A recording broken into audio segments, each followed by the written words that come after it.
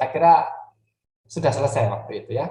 Maka kita menutup dengan diskusi terakhir tentang materi ini. Ini saya kira penting untuk bekal kalian semua yang sebentar lagi lulus dari SIMUI. Harapannya apa? Sebagai seorang Katolik, kita tidak hanya berkontribusi untuk gereja, ya membangun gereja kita, tapi kita juga berkontribusi untuk negara kita. Ya, di sini ada yang lahirnya tidak di Indonesia kah? Oh, Deren, angkat tangan, Deren. Oh, Tidak lahir di Indonesia kah?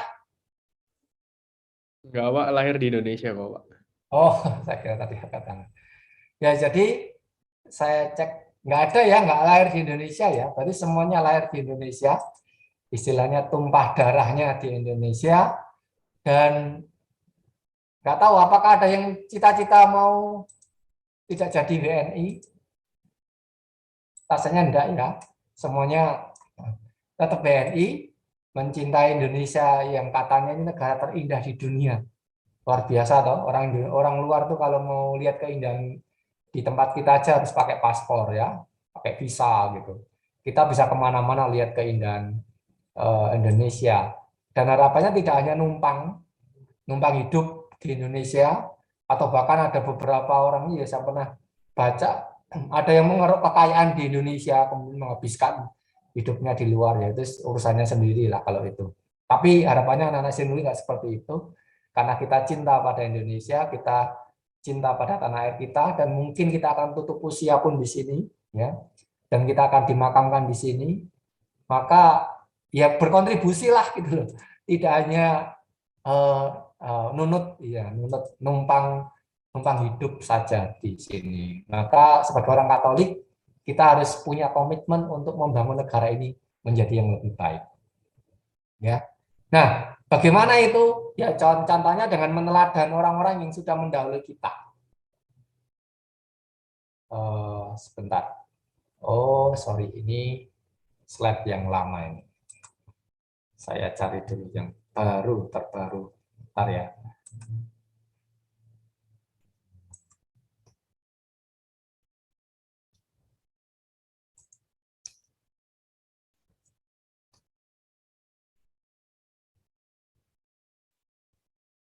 Atau sambil menunggu, ada yang ingat siapa orang Indonesia sekaligus Katolik yang pernah berjasa untuk negara kita?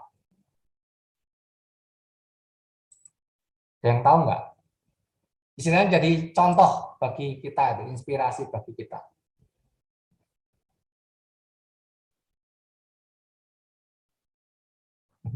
Susah ya? Aduh, masa nggak ada orang Katolik atau orang Kristen yang ya contoh lah, kalau jadi orang Kristen atau Katolik sebaiknya seperti dia gitu loh. Oh, Deborah, Pak Ahok, oke. Apa jasanya, Dek? Jasanya, Pak. Kalau jasa dan keteladanan apa menurutmu? Kalau menurut saya, kalau dilihat dari aspek kayak secara fisik yang bisa dilihat dari mata itu perkembangan ekonominya gitu loh. Di Tapi mana? dari kenapa, Pak? Dia berjasa untuk perkembangan ekonomi, buktinya apa? Kalau saya sebut sekarang mungkin saya kurang tahu, Pak. Tapi pada saat dia menjadi apa? Kalau saya dengar dari cerita-cerita, banyak perkembangan di Jakarta pada saat dia menjadi gubernur, Pak. Tapi kalau misalnya dari aspek nilainya, yang saya pelajari itu yang tentang ketidakadilan yang dia alami, Pak. Gimana itu? Jadi mungkin karena dirinya sendiri adalah seorang minoritas atau telah membuat tindakan-tindakan gimana gitu Pak. Jadi orang berusaha untuk menjatuhkan namanya gitu loh. Padahal ya seharusnya orangnya itu orang baik, berniat baik gitu untuk negara. Contoh, beri contoh satu aja perbuatan baik. Oh, maaf Pak, saya kurang tahu. Oh, belum pernah mendengar apa namanya kebijakannya atau tindakannya gitu ya. Tapi Iya, secara umum kamu lihat dia orang yang berkontribusi untuk negara kita. Oke, bagus ya. Itu contoh konkret yang diutarakan Deborah benar. Itu contoh konkret saat ini yang masih hidup, yang masih bisa kita menjadi apa istilahnya, inspirasi gitu ya. Yang dulu-dulu lah, yang sudah diakui sebagai pahlawan, pahlawan nasional. Sudah ada yang tahu pahlawan nasional Indonesia yang Kristen atau Katolik ada nggak kira-kira? Monsinyur Sugija Pranata, Pak. Nah, siapa itu? Dia itu tahun sekitar 1896 sebagai uskup, terus dia berperan sebagai yang mendapatkan pengakuan kemerdekaan Indonesia dengan cara meyakinkan Vatikan. Iya, wah ini kamu kok mendalami waktu itu apa kelompokmu ya, Brian ya? Bukan, Pak. Saya pernah nonton. Oh, mana lihat ya. Oke. Mantap. Karena ada kelompok yang ini mengangkat tokoh ini, saya lupa kelompok mana itu ya. Yang dikatakan Brian betul. Ini seorang uskup yang sekarang sudah bergelar pahlawan nasional ya. Dan jasanya luar biasa ketika Indonesia hendak mempertahankan kemerdekaan. Jadi kan kita merdeka 1945 ya. Dan itu masih belum diakui sama Belanda, maka Belanda itu masih tetap menyerang kita, ada agresi-agresi itu. Bahkan sampai ibu kota dipindah ke Jogja. Dan dari situlah peran Uskup ini, Uskup Pribumi pertama Indonesia, ini cukup penting dalam kemerdekaan Indonesia karena berkat lobby-lobby internasionalnya, kemerdekaan kita itu diakui di Eropa.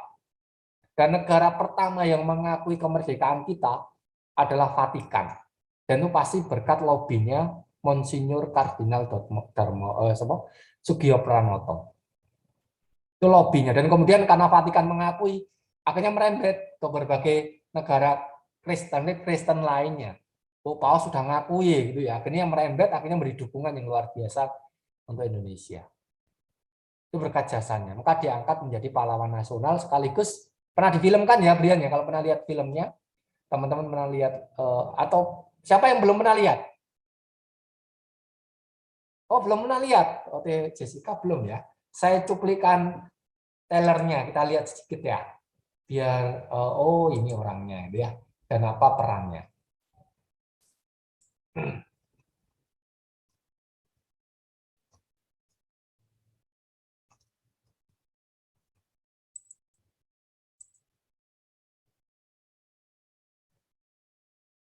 Siapa tahu jadi bahan ulangan ya. Paling enggak nanti tahu linknya.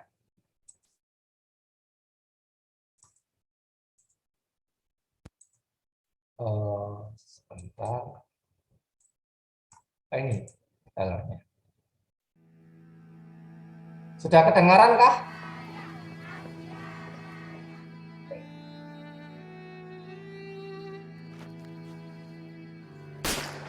De wereld verandert. De situatie is waarschijnlijk veel ernstiger dan wij denken. En het Vaticaan wil nu, hier, een inlander als bisschop. Wilayah Republik sekarang ini tinggal tersisa Aceh, Bukit Tinggi, sama Lampung. Tetap berdiri, tetap mainkan musik, tetap mainkan musik. Tidak ada yang bisa menghentikan musik kita. Ayo. Ormiarso, awake dhewe diserang. Awake dhewe diserang. Londo wis nglanggar. Londo ngikaikan perjanjian gencatan senjata.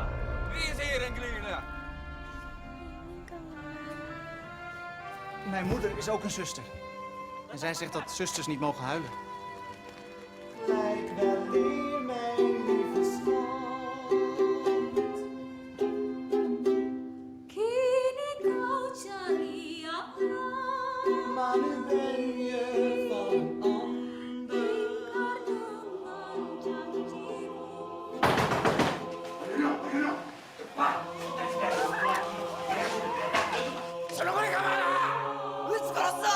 ini saatnya kita terpanggil mempertahankan hak Allah, hak agama, dan hak bangsa kita.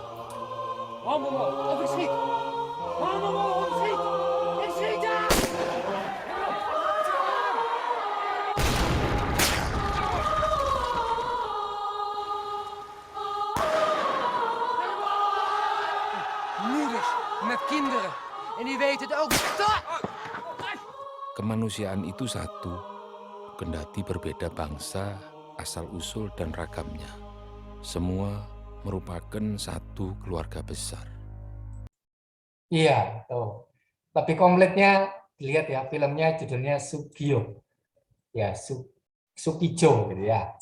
Dan anehnya sutradaranya itu tadi ada yang baca nggak sutradaranya siapa? Perhatian, sutradaranya siapa? Nggak ada ya? Garin Nugroho, orang Islam. Tapi dia sangat terinspirasi dan dia mengangkat tokoh Katolik ini menjadi film. Padahal ini tokoh Katolik, tapi dia tidak melihat kekatolikannya, tapi kontribusinya untuk bangsa ini. Sayangnya di trailernya itu enggak, karena ada 2 trailer ya, satunya agak panjang, 6 menitan. Yang pendek tadi enggak muncul satu dialog yang menurut saya sangat bagus. Ketika gereja katedral Semarang itu mau dijadikan markas oleh Jepang, waktu itu suruh mengosongkan semua, dia dengan gagah berani ya. Kalau jenderal ingin menjadikan gereja ini markas, penggal dulu kepala saya. Wah, keren ya, luar biasanya orangnya sangat tegas, sangat berani, dan memperjuangkan kemerdekaan dengan luar biasa. Ya, ini Monsinyur, seorang uskup yang sungguh berjasa besar untuk bangsa Indonesia. Kecuali uskup, kecuali imam, awam masa nggak ada. Ada nggak kira-kira yang berjuang memperjuangkan kemerdekaan maupun mempertahankan? Kalau yang disebutkan Deborah tadi sudah mengisi kemerdekaan. Kalau yang disebutkan Brian tadi orang yang mempertahankan kemerdekaan. Dan beberapa namanya sekarang diabadikan jadi nama bandara lah, atau nama kapal perang, atau nama macam-macam, karena mereka latar belakangnya dari berbagai macam pihak.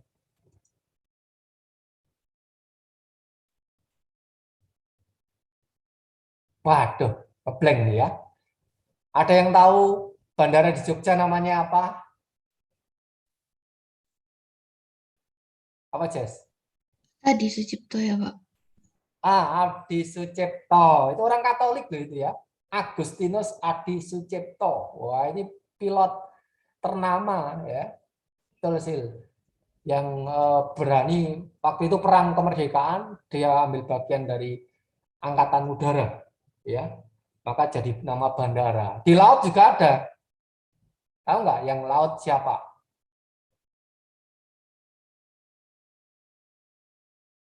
Nggak ada yang tahu. Yosudarso, Yohanes Yosudarso itu Yosafat Yosudarso ya, Yosafat Sudarso. Orang Katolik juga. Ya, ada lagi Slamet Riyadi, Ignatius Slamet Riyadi, ada yang namanya juga kalau yang IJ Kasimo, ada namanya yang calon cikal bakal Kopassus itu Urip Sumoharjo, jadi banyak tokoh-tokoh. Di YouTube ada, silakan dibuka, di sana ada 10 pahlawan nasional yang beragama Katolik yang cukup namanya cukup harum ya. Kalau yang mengisi kemerdekaan yang cukup harum, yang sering orang ini kalau mengharumkan nama negara itu tidak lupa memakai identitas Katoliknya misalnya. Ada yang tahu nggak? Kalau Deborah tadi menyebut Ahok, ya Ahok kita tahu Kristen ya. Bahkan di salah satu pidatonya keren ini. Nggak tahu kalian pernah lihat pidato Ahok yang ini belum? Ini salah satu kesaksian iman ya.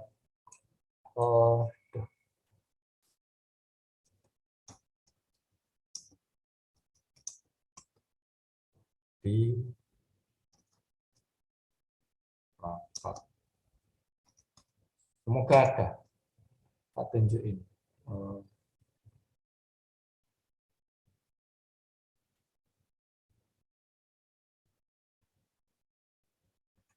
Saya nggak nemu. Kapan lalu saya nemu.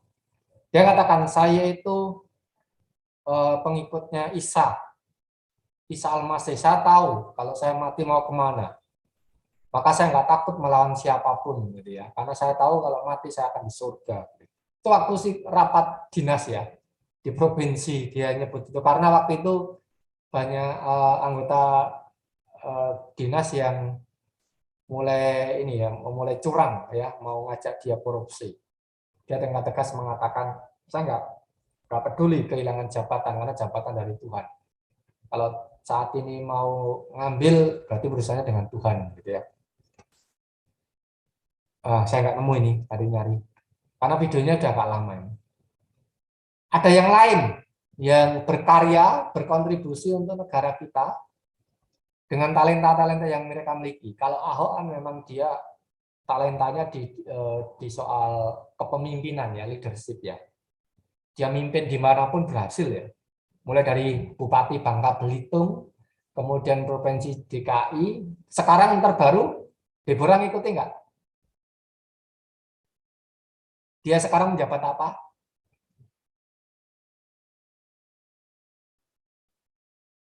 Atau ada yang ngikuti nggak? Dia sekarang menjabat dari apa? Ya, Ahok. Komisaris. Kevin? Oh, Kevin kayaknya. Kevin? Apa? Ya. Komisaris, Pak. Komisaris apa?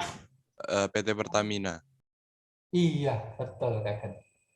Dia walaupun dalam kutip pernah merasa, aduh sebagai gubernur yang kayak gitu sudah saya bangun kok balasannya seperti itu, akhirnya dia masuk penjara, tapi dia tidak trauma, kemudian sudah saya nggak mau berbuat aja lah, Bang. Padahal banyak tawaran ya, dia di luar negeri itu mau diangkat menjadi macam-macam jabatan karena prestasi yang luar biasa di Jakarta, tapi dia enggak, saya mau tetap di Indonesia. Dan bahkan kalau negara memanggil saya untuk berbakti, saya akan jalankan lagi. Dan luar biasanya dia mau ketika Pak Jokowi mengatakan, tolong benahi Pertamina. Gitu. Dia masuk di komisaris, yang sebelum masuk Pertamina itu merugi setiap tahunnya. Padahal ini perusahaan monopoli, ya, perusahaan negara, satu-satunya yang jualan minyak tapi rugi, kan aneh. Padahal kita punya minyak. Tapi berkat dia mulai masuk memperbaiki sistem, tahun pertama tidak rugi, tahun berikutnya mulai untung. Sekarang untungnya sudah triliunan. Ya, saya mulai benahi itu. Luar biasa. Ya. Yang lain, mungkin talenta yang lain, mungkin teman-teman, saya nggak bertalenta mimpin Pak, tapi punya talenta yang lain. Apa yang saya bisa berikan gitu ya.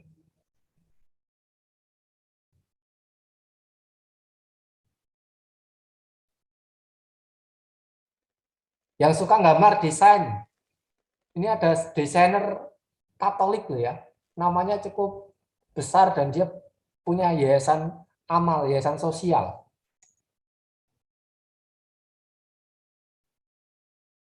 Desainer terkenal yang suka desain.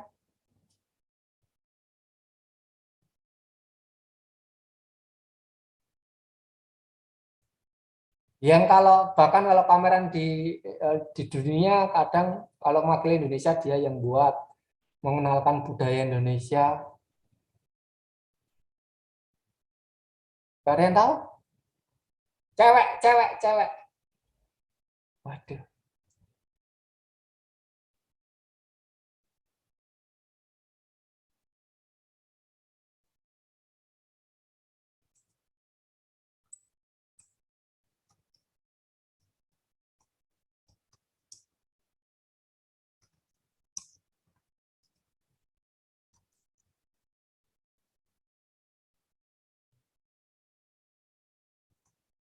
Gak ada yang tahu, ya ampun. Kalau yang lain, ya ampun. Yang Ane Avanti itu Pak. Siapa? Jin Ane Avanti. Iya, betul. Ane Avanti. Itu Katolik ya. Kalau nggak percaya lihat tuh, kalungnya dia aksesorisnya kan salib itu. Rosario, ya, Rosario. Dia punya yayasan amal yang luar biasa banyak. Terus tokoh yang lain yang punya talenta olahraga misalkan siapa yang berkontribusi mengharumkan nama Indonesia? Kevin Sanjaya itu. Selama Kevin harusnya ingat ya. Siapa itu Kevin Sanjaya? Vin. Kenapa Pak? Oh iya Pak. Siapa Pemain bulu Kevin tangkis. Sanjaya? Mungkin teman-teman nggak ada yang nggak tahu. Prestasinya apa, Vin? Kevin itu. Pemain bulu tangkis Pak, banyak Pak. Prestasinya apa yang paling kamu tahu? Apa ya? Itu Pak, Mas Asian Games Pak. Terus Mas Asian Games terus ya. Banyak Pak, nggak bisa disebutin satu-satu. Iya, banyak sekali. Ini masuk dalam track buku record ya, di dalam catatannya BWF ya. Karena ini salah satu pasangan ganda yang nomor 1 sedunia hampir 3 tahun. Ya. Keren ini, yang minion ini. Bendera Indonesia berkibar di mana-mana ya, Kevin Sanjaya. Mungkin 10 tahun lagi ada Christian Kevin S, ya, sesama Kevin. Ya Vin ya, membawa bendera Indonesia berkibar. Dan dia kalau menang langsung bertanda salib ya. Ada yang lebih fenomenal selain Kevin. Cewek-cewek pasti tahu ini. Sudah ganteng, mainnya keren, badannya bagus. Jojo, Pak. Deborah juga tahu, Kegen juga tahu. Nah, Kegen ini kok tumben nih cowok suka memperhatiin Jojo ini. Apa yang menarik bagimu, Kegen? Ulet, Pak. Apanya ulet? Kalau pas lagi tanding itu dulu kan sempat yang skornya bedanya jauh, cuma kan kebanyakan kalau sudah bedanya jauh gitu nyerah. Tapi kalau Jojo itu masih tetap nyoba terus. Tapi akhirnya ya juga menang gitu, Pak. Jadi ya keuletannya itu Pak yang bikin beda, Pak. Iya, keuletannya ya. Dan ada lagi satu perbuatan yang mulia yang pernah dia lakukan. Ada yang tahu nggak?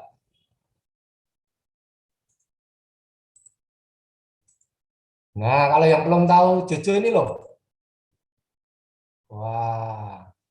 Kalau yang gambar ini mungkin Deborah tahu gambar ini kapan, Deborah? Nggak tahu kapan Pak, tapi tahu ada gambar itu. Viral ini. Ada yang tahu ini ngapain dia? Selebrasi waktu emas Pak Asian Games. Iya, betul. Itu viral ya. Cewek-cewek langsung histeris. Wah, lihat kotak-kotaknya. Tapi ada yang lebih hebat, lebih viral dari ini sebenarnya.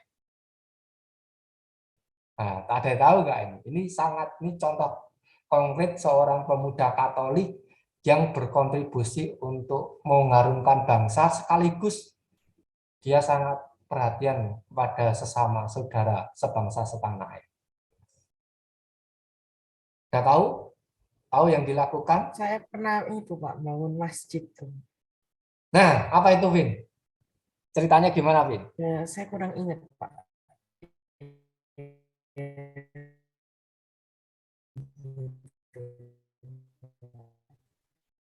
Betul. Jadi Jonathan ini kan, loh ini habis menang Asian Games, dia lepas baju. Sebelum lepas baju tidak lupa tanda salib dulu ya, tanda salib dulu karena dia nggak menyangka ya, dia nggak menyangka Tuhan ngasih anugerah yang luar biasa. Terus dia lepas baju, terus setelah itu wah viral dan bonus yang dia terima dari mendapatkan emas ini berapa? 1,8 miliar. 1,8. Dan dia punya kebiasaan, karena dia orang Kristen Katolik, kalau dia menang, dia mempersembahkan perpuluhan, 10% penghasilannya itu untuk kegiatan amal.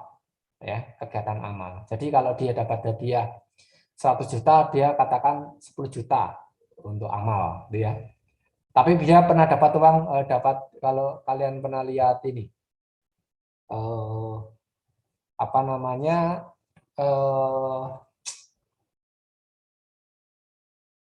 podcastnya dengan Daniel Mananta, dia pernah cerita dari hasil hadiah 1,8 tadi, dia nyumbangnya tidak seperti biasa, karena waktu itu dia bernasar kepada Tuhan. Tuhan, kalau saya menang di Asian Games, saya sumbang 50%. Dan ketika dia menang, dapat hadiah 1,8 miliar, dia nyumbang 900 juta.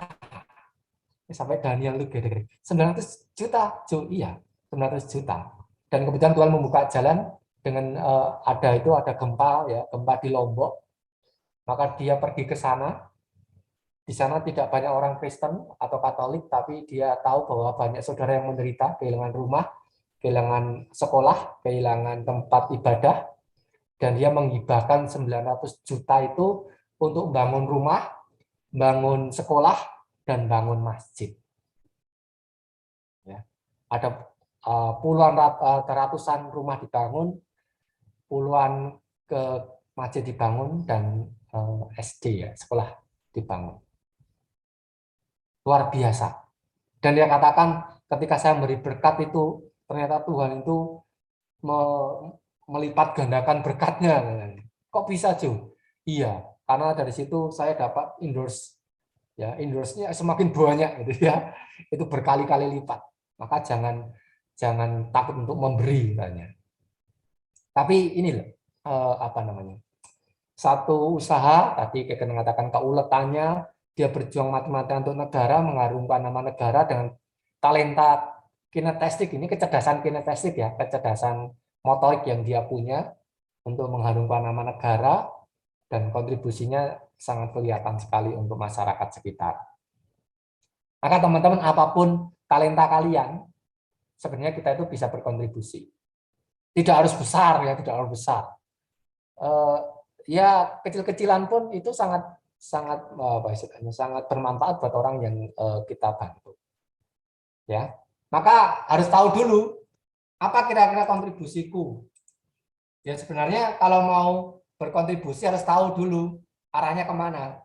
Oh, negara ini Tuhan kehendaki, dan itu persis sama dengan apa yang dikehendaki oleh para pendiri bangsa kita, loh.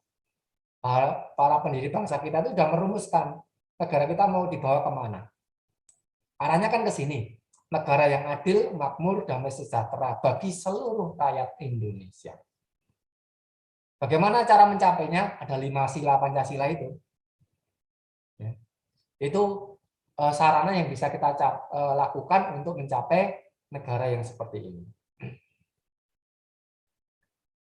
Tantangannya ada nggak? Banyak ya. Tantangannya banyak. Kalau mau disimpulkan, sebenarnya apa yang menjadi cita-cita negara kita itu sama dengan cita-cita yang harus kita jalani sebagai seorang negarawan Katolik, ya. Kalau negarawan Katolik itu kan patokannya dari moralitas Kristiani.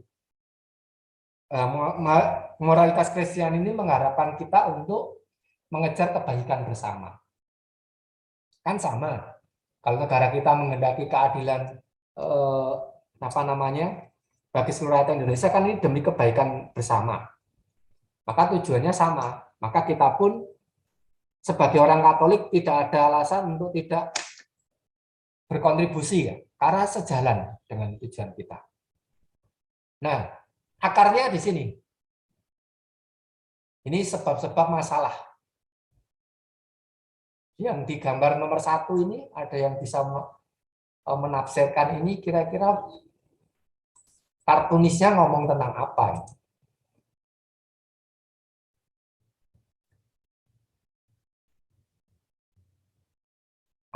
Richard Alvin, kira-kira menurut bayanganmu ini apa ya ini? Mau bicara apa ini?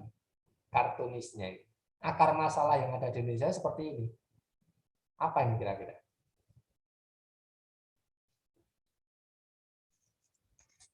Cat? Halo Richard. Oh, Richard nge-freeze.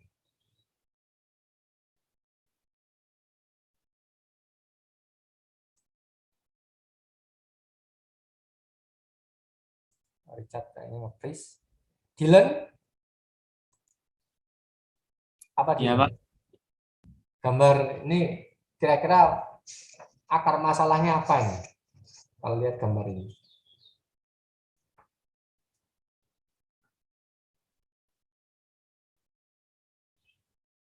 Gambar apa sih ini? Gambar apa dulu? Lagi sholat ya. Oh, lagi. Siapa yang sedang beribadah itu?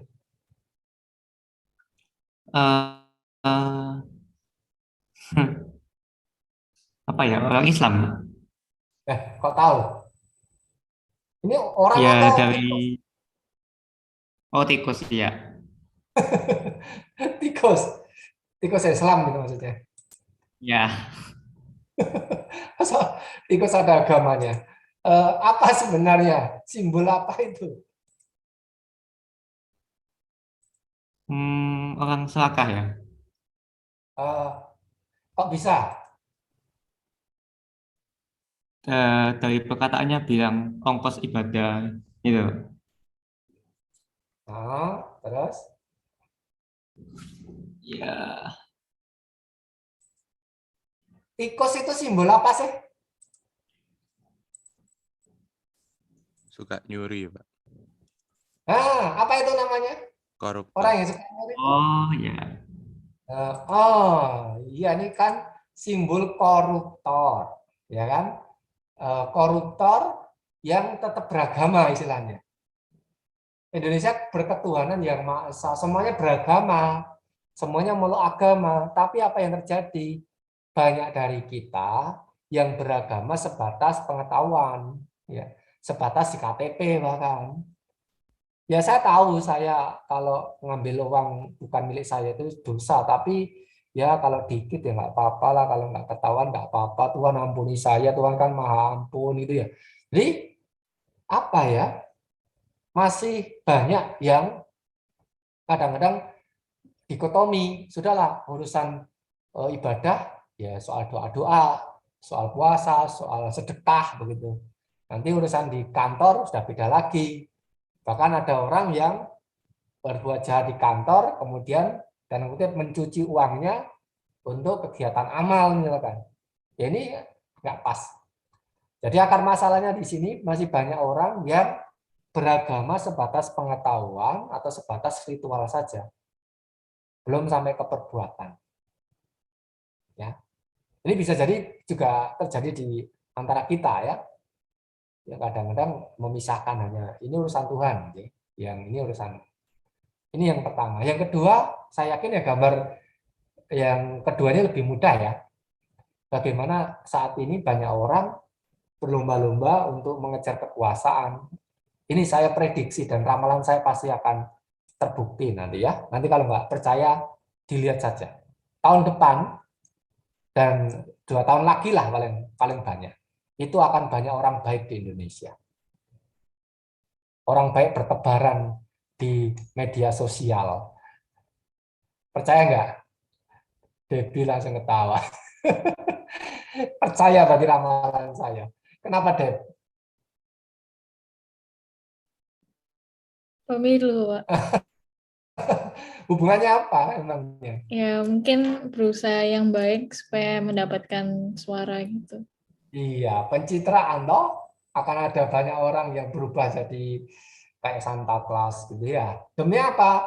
Ya demi kekuasaan.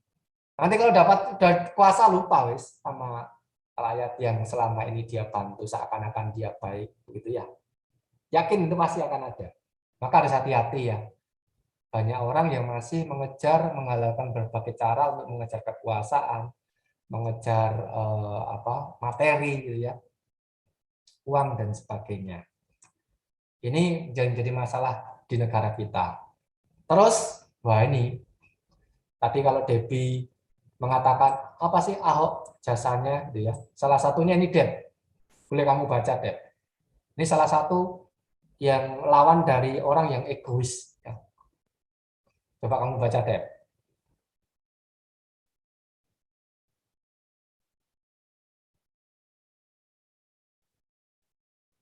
Kata-kata dibacakan aja deh, kata-kata biar yang lain dengar.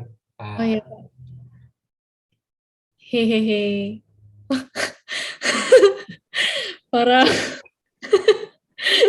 para anggota dewan mengajak saya berkonspirasi untuk mencuri uang rakyat. Jumlahnya nggak tanggung-tanggung, 12 triliun. Dan saya diminta untuk memahaminya. Saya jawab, pemahaman nenek lu. Mereka emosi dan mengatai saya anjing. Loh, loh memang saya anjing. Anjing yang menjaga harta tuannya. Tuan saya adalah warga DKI. Saya heran sama mereka, para pejabat. Padahal disumpah loh, pakai kitab suci kok mencuri. Makanya saya bilang mereka itu tai. Sama Tuhan saja berani berkhianat, apalagi sama rakyat. Nah, itu ya, Dep ya. Ini buktinya, ini kontribusinya memberikan apanya, contoh kejujuran ini. Orang yang amanah istilahnya ya, penguasa yang amanah, dia dipilih untuk menjaga, untuk mengayomi rakyat. Ini orang yang nggak egois.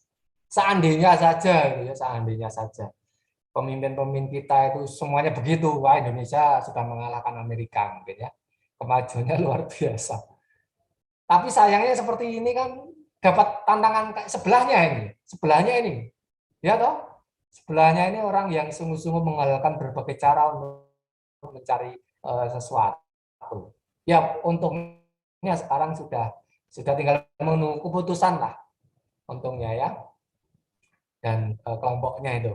Bahkan ada yang sudah ketakutan ya, Pak Ahok, tolong Pak Ahok cabut kutukannya Pak Ahok, karena beberapa orang yang menjebloskan dia ke penjara kan sudah meninggal, sudah mati.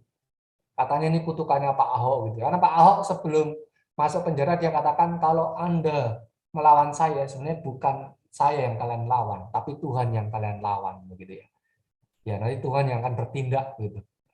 Sampai akhirnya beberapa orang sekarang udah mati yang menjebloskan, dan beberapa orang akhirnya masuk penjara. Ya. Nah ini katanya karma Ahok gitu. Nah, ini orang-orang yang karena keegoisannya melakukan berbagai cara mencapai sesuatu, dan ini menurut saya akar dari keruwetan yang ada di Indonesia ya. Tapi untungnya ada orang-orang seperti ini yang bisa berani punya prinsip ya. Bagus, bisa menjadi teladan kita. Sebenarnya zaman Tuhan Yesus sama. Di zaman Tuhan Yesus kondisinya ya mirip-mirip lah sebenarnya. Hanya beda konteks.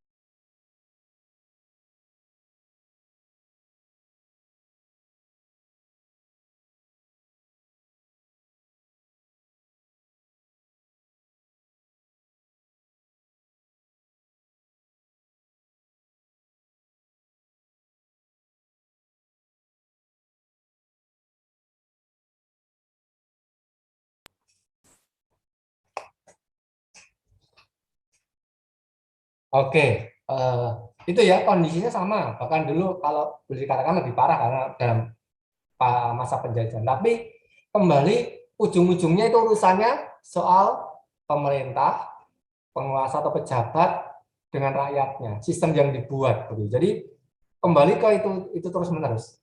Dan Tuhan tidak tinggal diam ya, Tuhan beri contoh. Apa yang kemudian dilakukan oleh Tuhan ketika melihat situasi yang nggak beres dalam kehidupan bersama? Ya pasti akan membela. Siapa yang dibela?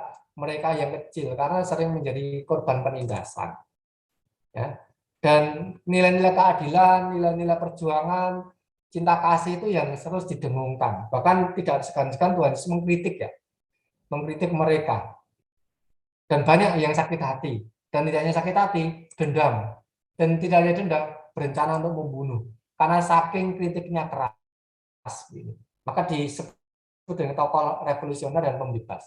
Maka ya kalau kisahnya Pak Ahok itu dia katakan ya di umur segitu dia mengalami di penjara kok, dan itu waktu itu mendekati itu ya Paskah kalau nggak salah ya. Itu seakan-akan dia sedang masuk dalam kisah sengsara Tuhan gitu ya. Dia apa istilahnya menghayati apa yang dialami sekarang ini sebagai bentuk dari sebagai pengikut Tuhan yang mau menjalankan kenabian, ya, tugas kenabian, mewartakan yang benar. Maka teman-teman gereja pun saat ini juga tetap menjalankan itu ya, lewat berbagai macam seruan, lewat dokumen-dokumen yang sudah kita lihat di kelas 11 yang terbaru, dokumen yang dikeluarkan oleh gereja yang berjudul Fratelli Tutti, kita semua bersaudara. Paus mengingatkan kepada kita semua, seluruh bangsa manusia, bahwa kita sedang menghadapi pandemi dan kita harus bersaudara menghadapi ini. Bukan sektarian ya, bukan kesukuan atau bahkan mementingkan negaranya sendiri. Tapi bagaimana kita semua berusaha untuk mengatasi persoalan ini bersama-sama sebagai satu saudara. Jadi himbauan-himbauan itu tetap harus dilakukan, ya. Dan perbuatan-perbuatan konkret walaupun kecil itu sangat berguna untuk kita semua kontribusinya. Dan ini teman-teman prinsip-prinsip yang kita jalankan, ya. Ketika kita berjuang untuk berkontribusi, ingat yang pertama harus mengutamakan martabat manusia. Maka perjuangannya dalam situasi apapun kita harus melihat bahwa sesama kita ini sebagai manusia yang bermartabat. Itu harus diperjuangkan. Juga hak kebebasannya, kemudian nilai keadilannya, kemudian kepedulian kita, solidaritas, juga jujur, ikhlas, itu bagian yang harus kita perjuangkan sebagai identitas sebagai murid Kristus, gitu ya. Kemudian demokrasi, ya, kemudian tanggung jawab, option from the poor, keselamatan gereja bagi dunia. Artinya semoga dengan karya kita orang bisa melihat kehadiran Tuhan di dunia. Itu maksudnya. Jadi kita menjadi sakramen keselamatan, sesuatu yang kelihatan. Allah yang kelihatan hadir lewat perbuatan-perbuatan kita. Itu prinsipnya. Apa yang bisa kita lakukan? Ada banyak bidang ya teman-teman ya. Kalau ada yang tertarik di bidang hukum, setelah ini kuliah di hukum, silakan didalami sungguh-sungguh dan berkontribusilah untuk memperbaiki hukum yang ada di negara kita. Boleh. Kalau ada yang mau berkecimpung di bidang politik, sistem politik, silakan. Saya senang 2 tahun lalu ada seorang alumni yang datang ke sekolah, namanya Yohanes, saya lupa belakangnya. Dia datang ke sekolah, minta restu para guru mau maju menjadi anggota Dewan DPRD Surabaya dari Partai Golkar waktu itu. Ya pasti kami nggak memilih karena kami dapilnya beda. Tapi dia katakan kami tetap minta doa Bapak Ibu ya agar saya bisa berkontribusi di bidang politik ya. Tapi sayang belum kepilih. Tapi semoga dia tidak putus asa dan tetap maju memperjuangkan situasi yang lebih baik lewat politik. Ya. Kemudian sisa ekonomi, ya banyak yang nanti bergerak di bidang ekonomi. Silakan memajukan perekonomian bangsa kita. Ya. Dengan sosial budaya, ada yang mau mengikuti jejaknya Dr. Metal, yang kapan menjadi narasumber kita, boleh silakan di sana. Di bidang sosial maupun budaya atau pendidikan, ada teman-teman yang berkontribusi di sana, boleh. Ya. Ini krisis-krisis yang kita hadapi, mulai dari krisis sosial, politik. Kalau jadi politikus, sebaiknya beretika, gitu ya. Punya etika, tidak kasar, tidak menggunakan berbagai cara. Di bidang ekonomi jelas, fundamentalisme ini juga menjadi catatan teman-teman. Kalau teman-teman pandai berdialog, sebaiknya berteman dengan semakin banyak orang yang memperjuangkan nasionalisme, memperjuangkan NKRI, karena kita menghadapi virus radikalisme. Bahkan Badan Nasional Terorisme itu mengindikasi sekarang ini mereka sudah merasuk ke dunia politik dan ke dunia pendidikan dan bahkan ke lembaga-lembaga negara sudah dimasuki. Maka harus hati-hati, ya, harus berjuang melawan ini. Di hukum sama, di ekologi saya kira ada banyak PR juga untuk alam kita. Nah, teman-teman yang mau bergerak di bidang sana, silakan. Peluangnya banyak teman-teman, tapi yang penting inilah kita harus sungguh-sungguh bisa memberi contoh lewat mentalitas yang sehat dan kuat. Maka pribadi Pak Ahok itu salah satu contoh ya, orang Kristen yang punya prinsip, yang tidak mudah ikut arus, tapi sungguh-sungguh berjuang untuk nilai-nilai yang baik. Ya. Memberi kesaksian hidup, jangan kendor untuk memperjuangkan martabat manusia, termasuk juga kesetaraan gender. Beberapa teman mengangkat tema ini juga bagus menurut saya videonya. Ya. Kemudian memberi partisipasi dalam membangun bangsa negara kita. Konkret tuh ya, yang saya lakukan, ini contoh kecil yang saya lakukan. Kalau di gereja, ya saya beberapa peran saya diberi tanggung jawab itu, dan saya menjalankannya. Misalkan pengajar nyanyi atau kor di lingkungan sama wilayah, kemudian saya mengajar katekumen, saya ngajar komuni pertama, ngajar krisma, kemudian pembina OMK, kemudian siliturgi lingkungan itu saya sekarang jalankan. Untuk gereja saya kasih untuk itu. Sedangkan untuk negara apa? Ya, untuk negara saat ini sudah hampir 8 tahun saya masuk pengurus RT di bidang kepemudaan dan olahraga, dan di RW saya masuk ke pengurusan juga mengurusi fasilitas RW yaitu GOR, di mana keuangan saya yang membuat laporan.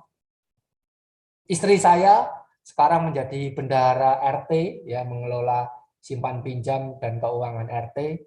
Ya, kami bersyukur dipercaya dan kami bersyukur bisa berkontribusi untuk masyarakat sekitar. Ini partisipasi konkret yang kami berusaha lakukan dan salah satu bentuk kesaksian ya. Saya bersyukur kalau kami dipercaya di bidang keuangan, berarti orang masih percaya orang Katolik itu jujur-jujur gitu misalkan. Itu yang membuat kami ya cukup berterima kasih atas kepercayaan itu. Kami akan menjalankan dengan baik. Ya. Dan dari situ saya belajar untuk berdialog dengan umat beragama lain, karena ketika saya sebagai minoritas, saya satu-satunya Katolik di RT dan RW. Kalau RW ada 1-2. Satunya itu jadi Pak RT, ini orang Katolik satu-satunya di RT itu, dan dia jadi RT. Kalau saya jadi pengurus RW, kami akhirnya bisa bertemu dengan umat beragama lain lewat kepengurusan itu dan bisa berdialog antar mereka. Ini prinsip-prinsip yang kami coba bangun ya. Nah, ini teman-teman tadi, kalau ditanya ada banyak pahlawan yang sebenarnya beragama Kristen Katolik ya. Bahkan ada yang menjadi gambar di uang ya, mata uang kita, yang kadang kita juga nggak tahu. Apa dasarnya? Kenapa kita harus berkontribusi? Rasanya kutipan ini yang pas ya. Kutipan tentang memberikan apa yang menjadi kewajiban kita. Markus 12, 13-17. Ini sering kita dengarkan ketika kita sedang memperingati hari kemerdekaan kita. Artinya sebagai orang Katolik, sebagai seorang negarawan, kita harus memberikan apa yang menjadi kewajiban ke negara, atau apa yang menjadi hak negara kita. Itu persis yang dikatakan Tuhan Yesus. Apa yang menjadi hak kaisar, belikan apa yang menjadi haknya. Maka kita tidak hanya nebeng, sekali lagi tidak hanya nebeng di sini, tapi mari berkontribusi, mari mempunyai kewajiban untuk membangun negara kita, memberikan hak-haknya. Saya ya contoh ya soal pajak-pajak, ya pajak-pajak saya beri secara otomatis pendapatan sudah dipotong, kemudian pajak kendaraan, pajak rumah, ya, pajak pendapatan dan sebagainya saya bayar itu. Karena bagi saya itu salah satu bentuk kewajiban yang saya berikan kepada negara. Dan saya yakin itu berguna untuk pembangunan bersama. Ya. Dan saya nggak ngakal-ngakali ya, apa adanya pajak segitu ya sudah. Ya nggak banyak sih, tapi menurut saya Kalau dari segi saya ya lumayan sebenarnya. Kalau pajak pendapatan kadang-kadang bisa sekitar 10-15% ya dari total. Tapi ya itu semua untuk negara kan ya nggak apa-apa. Itu yang pertama. Yang kedua soal ini. Roma 13 ayat 1. Di mana kata-kata di situ kita harus menghormati dan tunduk pada pemerintah yang saat ini resmi. Karena otoritas itu yang dikehendaki Tuhan saat ini. Jadi teman-teman, kita hidup berdemokrasi, maka siapapun yang terpilih kita harus dukung. Jangan mentang-mentang lu saya nggak milih dia waktu itu. Kemudian kita membuat dia menjalankan itu tidak dengan baik, tapi malah menggoyang terus. Bagi orang Katolik bukan seperti itu yang kita milih Tuhan. Tapi siapa yang terpilih itu berarti diberkati oleh Tuhan. Dan kita harus mendukungnya, mensupportnya. Yang dikatakan di Roma kita harus tunduk pada pemerintah yang sah. Ya, tunduk dan harus mendukung. Maka di 2024 ya, kalian punya kontribusi untuk itu. Kalian punya kewajiban untuk memilih mereka yang pantas dan layak memimpin kita. Maka sebagai orang Katolik harus loh ini ya, hukumnya harus memberi suara. Ya. Jangan kemudian dipakai malah liburan, waktunya ngelencer bersama keluarga atau teman-teman, jangan. Tapi jalankan dulu kewajiban kita. Pilih mereka yang baik, ya. Apalagi kita akan ganti presiden ini ya. Kalau sekarang ini sudah kita lihat kemajuannya luar biasa, jangan sampai pilih orang ya. Jangan sampai kita mandek atau mundur bahkan. Tapi kalau bisa pilih pengganti yang paling tidak sama atau lebih baik daripada Pak Jokowi. Ya, maka harus dengan cermat memilihnya nanti ya. Dan kalau bisa menginfluence ya, mempengaruhi teman-teman kalau itu memang baik untuk kalian pengaruhi nggak apa-apa. Yang penting agar semakin banyak orang baik yang memimpin kita. Dan terakhir, ini teman-teman, terakhir bahwa kita lewat pembaptisan itu diberi tugas untuk menjadi saksi Kristus, ya. Unsur kemartiran, ya. Tugas kemartiran. Kita harus menjadi saksi Kristus dimanapun kita berada, apapun profesi kita. Maka berkontribusi dalam hidup bersama dalam bangsa dan negara ini salah satu bentuknya. Maka saya senang beberapa, karena saya juga kebetulan suka badminton ya, beberapa atlet badminton di Indonesia itu kalau menang seperti Susi Susanti, ya, Kevin, Jonathan, itu kalau menang dia menunjukkan kekatolikannya, tanda salib. Kemudian ada Miss Universe, Miss Indonesia yang kapan lalu juga begitu, jadi run up di Miss Universe, dia tanda salib, ya. Bukan berarti sombong, ya enggak, tapi membuktikan bahwa ini berkat Tuhan, ini memberi kesaksian. Ya, bahwa orang Katolik pun berkontribusi buat negara kita. Ya, begitu teman-teman. Endingnya, jadi pesan saya, dimanapun kalian nanti berkarya, ingat kita punya tugas. Ini kata-kata Monsinyur Sugio ini yang paling terkenal, yaitu 100% Katolik, 100% Indonesia. Kita adalah orang Katolik di Indonesia, maka mari berkontribusi untuk tanah air kita, karena ini bagian dari ibadah kita juga. Begitu. Sampai di sini ada pertanyaan atau ada diskusi?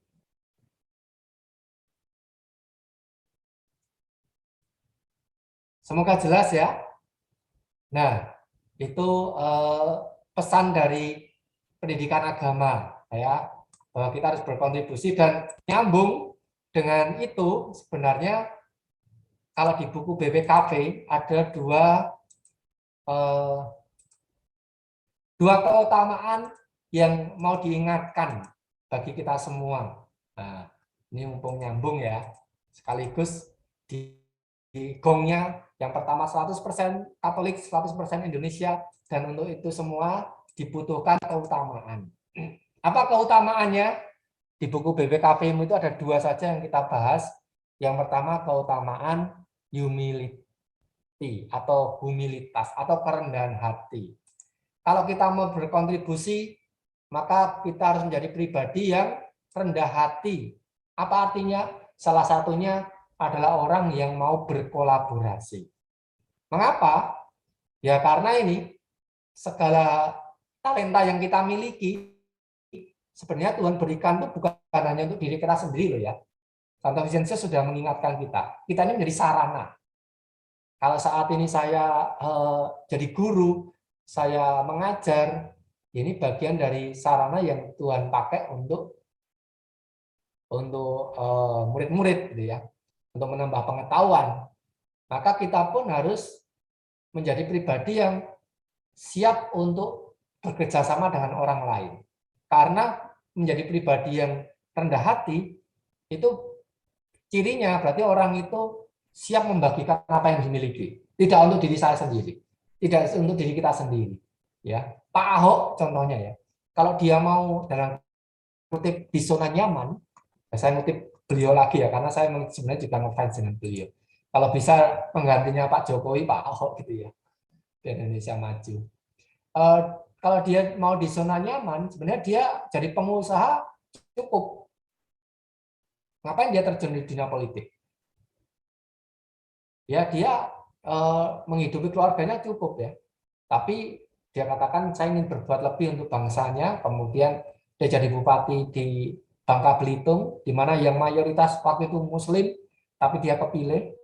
Ya, dia ingin membagikan apa yang dia miliki, talenta dia untuk memimpin, gitu ya. Kemudian ke Jakarta, dia juga bagus ya, maju sekali Jakarta itu, sejak dipegang dia dan Pak Jokowi. Sekarang nggak tahu lagi. Dan di Pertamina juga begitu, maka siap membagikan apa yang dimiliki dan menerima segala hal yang dari luar. Dia orang yang tidak mudah marah ketika dikritik ya. Kalau nggak percaya, selama dia memimpin di Jakarta, setiap hari itu ratusan orang ngantri di balai kota untuk istilah komplain gitu ya, komplain. Dan dia menerima itu. Dan kemudian menjadi orang yang kolaboratif. Oh iya, ada banyak masalah, dia nggak bisa selesaikan sendiri. Pusing dengan menyelesaikan sendiri ya. Gubernur masalahnya segitu banyaknya. Maka dia kolaborasi. Dia mendelegasikan ke mereka yang bertanggung jawab. Maka menjadi orang yang rendah hati, itu juga orang yang mau untuk berkolaborasi. Apa saja dari sini, ini ciri-cirinya ya. Ciri-ciri orang yang mau berkolaborasi harus berjuang untuk nilai bersama, kemudian menumbuhkan hal yang positif dalam komunitas, mempunyai komitmen untuk berperan dalam komunitas, pendengar yang baik, ya. Sebelum berbuat mendengar dulu, tidak banyak kata-kata diplomatis, tapi mendengar, kemudian menyelesaikan masalah, menguatkan, mengakui kelemahan diri. Oke, dia ketika kepleset pidatonya dia katakan ya mungkin itu salah kelemahan dia ya, ketika dia harus mengutip ayat gitu ya. Harusnya memang tidak, tapi ya itu bagian kelemahan dia. Diakui itu, kemudian terbuka untuk mendapat masukan dan siap berkontribusi bagi yang lain. Ini cirinya. Ya, maka nanti ketika berkarya, biar karya kita juga lebih efektif, jadilah orang yang kolaboratif. Ya. Agar apa? Nah, agar ini semangat untuk menyelamatkan jiwa-jiwa itu semakin berkobar dalam hati kita. Apa itu semangat penyelamatan jiwa-jiwa? Salah satunya semangat solidaritas.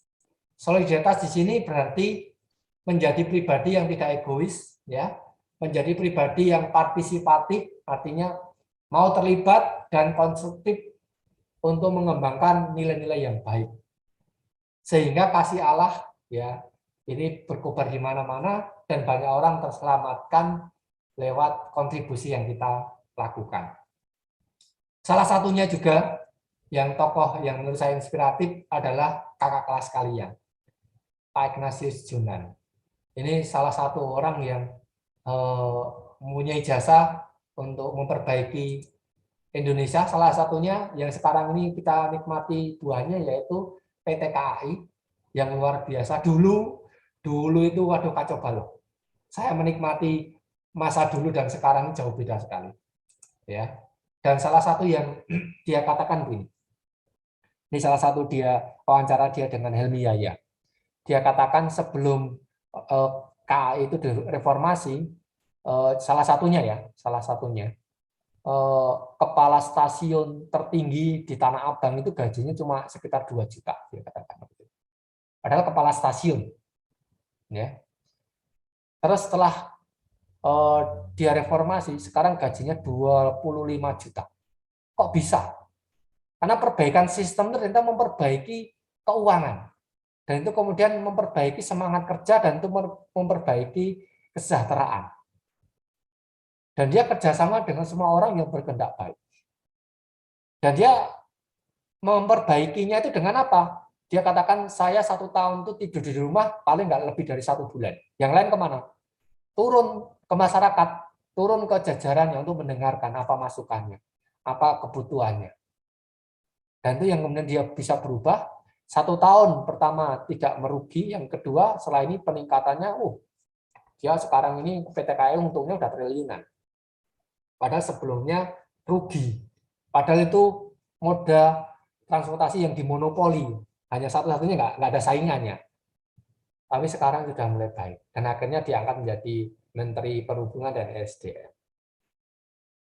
Dan itu menyelamatkan banyak orang ternyata ya. Banyak orang sekarang di jajarannya PT KAI itu bisa menyekolahkan anaknya, hidupnya lebih sejahtera. Itu bagian dari penyelamatan jiwa-jiwa. Ya, berkontribusi besar sekali. Ini tokoh-tokoh inspiratif ya teman-teman. Nanti ulangan kurang lebih cari seperti itulah. Sehingga kita bisa belajar dan kemudian terinspirasi dengan apa yang mereka lakukan. Dengan semangat kerendahan hati dan semangat penyelamatan jiwa-jiwa, semoga kita menjadi pribadi yang membawa berkat bagi sesama. Evangelisari pauperibus misit me. Aku diutus mewartakan kabar gembira kepada mereka yang miskin. Semoga ini menjiwai kalian semua, kita semua, dan semoga studi kalian lancar, kuliah lancar, profesi kalian juga lancar, dan berkontribusi untuk kehidupan negara kita dan gereja. Itu pesan saya, ya, mengakhiri pembelajaran agama kita di semester ini, atau mungkin ya di Sinlui ya, untuk 3 tahun. Begitu anak-anak, apakah ada masukan atau ada pertanyaan? Pak, saya mau Sekali tanya, lagi, Pak. ya Deb. Yang untuk ulangan yang tadi Pak Wid bilang itu Jumat ini ya Pak maksudnya? Jumat ini tanggal 25. Dari jam 7 malam. Apakah ada jadwal lain? Saya nggak ada jadwal ulangan lain sih Pak. Cuma kalau misalnya boleh, mungkin jam 9-nya diundur jadi jam 10 gitu Pak. Oh, karena mungkin ada jadwal les gitu ya? Iya Pak. Oke, ya. Oke, nanti saya tampung dulu masukannya. Iya, Semoga Pak. bisa. Oke, siap, siap. Oh, online kok ulangannya. Ngerjakan sepanjang itu. Asalkan kerjakan sendiri-sendiri ya. Karena ini sebenarnya latihan kita untuk ya berlatih kritis, berlatih kreatif, ya berlatih untuk jadi orang yang jujur, gitu ya. Oke, ada lagi?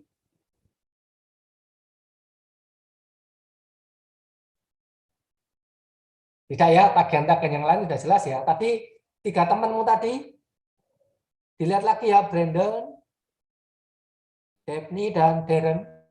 Oh iya Pak, saya sudah kumpul ya Pak harusnya Pak, yang tugas sharing misi. Ya, coba dikirim ulang, karena di tempat saya kok belum muncul. Oh iya Pak. Yang di SLC-nya PAK kan Pak? Iya. Oh oke Pak, saya coba kumpul ulang ya Pak. Ya. Oke, kalau tidak, sekali lagi selamat persiapan ujiannya teman-teman ya. Semoga sukses semuanya, dan juga untuk studi lanjutnya semoga sukses dan kedepannya sekali lagi mari menjadi berkat bagi sesama, mewartakan kabar gembira dengan apapun yang kita miliki. Ya. Oke, kita tutup pelajaran hari ini dengan berdoa bersama. Jess, minta tolong doanya Jess. Ya. Ya, teman-teman, untuk menutup pelajaran kita hari ini, marilah kita berdoa dalam nama Bapa, Putra, dan Roh Kudus. Amin. Amin. Ya Tuhan yang Maha Rahim, terima kasih atas berkat, rahmat, dan penyertaan-Mu selama pelajaran agama kami hari ini. Terima kasih karena Engkau telah membantu kami untuk menerima materi dengan baik dan juga membantu Pak Wit untuk menyampaikan materi dengan baik.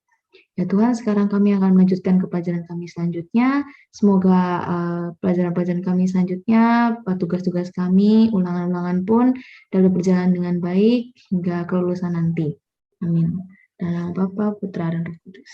Bapa dan Putra dan Roh Kudus. Amin. Oke, terima kasih Jessica. Selamat siang teman-teman, sukses selalu ya untuk semua tugas-tugasnya dan ujiannya. Oke, selamat siang. Terima kasih, Pak. Terima kasih, Pak. Terima kasih, Pak. Oke.